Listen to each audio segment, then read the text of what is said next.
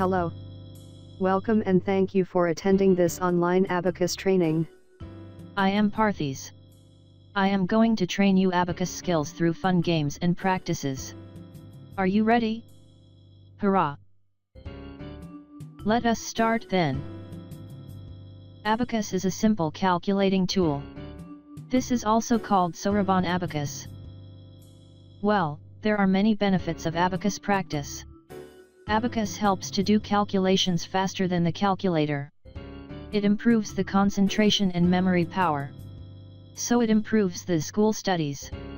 It increases creativity and artistic senses. Have you seen Abacus Tool? This is Abacus Tool.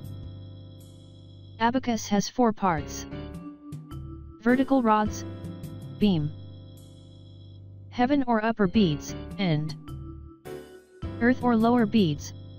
This tool has 17 rods. Each rod has 1 upper bead or heaven bead, 4 lower or earth beads. Heaven bead worth 5. Each earth bead's worth 1. Rods represent place values. White dots represent unit points. We consider middle dot as 1's rod, representing numbers 1 to 9. Left to the 1's rod is tens, representing 10 to 90.